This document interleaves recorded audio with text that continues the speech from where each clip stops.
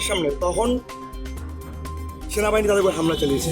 আমরা কি শিক্ষার্থীকে মাইরে খাবো সারা জীবন? এই সরকার আসবে, এই সরকারের মাইর খাবো, আরেক সরকার আসবে, আরেক সরকারের মাইর খাবো? এই জন্য কি আমরা জন্ম নিছি?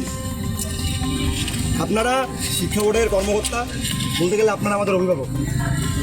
হ্যাঁ, আপনার আমার থেকে অনেক সিনিয়র, অবশ্যই আমার থেকে আরও ভালো বুঝবেন।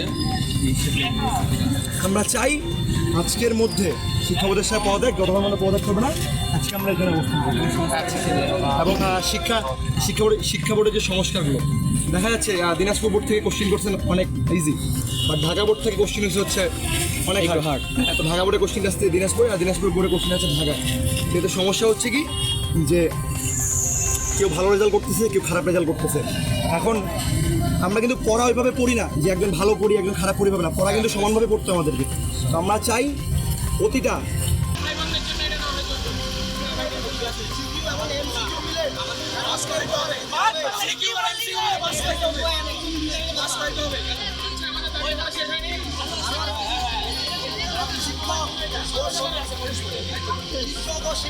সেনাবাহিনীর সদস্য হাত তোলার জন্য জনসমুখে ক্ষমা চাইতে হবে এবং বিমান বাহিনীর পক্ষ থেকে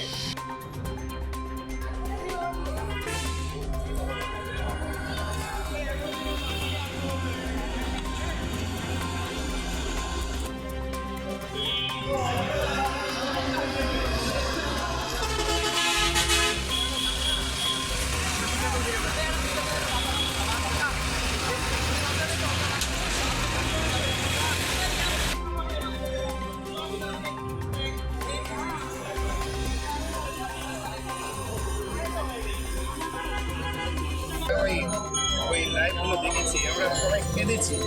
তো এই ঘটনার দেখো, আমি নিজে এবং আমার কন্ট্রোলার মহোদয় আমরা সারা রাত ঘুমাইনি যে কী ডিসিশন আসছে, কী ডিসিশন আসছে। তারপরে একটা ডিসিশন না আসলে তো আমরা কিছু করতে পারি না, তা অবশ্যই আমরা ওখানকার ডিসিশন। তো পরে আমাদের কাছে যখন ডিসিশন আসলো, সিদ্ধান্ত আসলো, তখন আমরা সাথে সাথে সবাইকে জানিয়ে দিয়েছি। আর তোমাদের যেসব দাবি, তোমরা যেসব কথা বলছো, আমরা তোমাদের সাথে একমত। কিন্তু আমরা কী করতে পারি? স্যার আপনারা আমরা যতটুকু আমরা সেটুকুন করবো। আমরা তোমাদের দাবিটা আমরা আজকে বাস্তবায়ন করতে হবে, ওইটাই চাই, আমরা এটাই চাচ্ছি যে আপনি ওখানে জানান, এখনই মহলের বিষয়, এটা আমরা জানাতে পারি। আমরা এটাই জানি।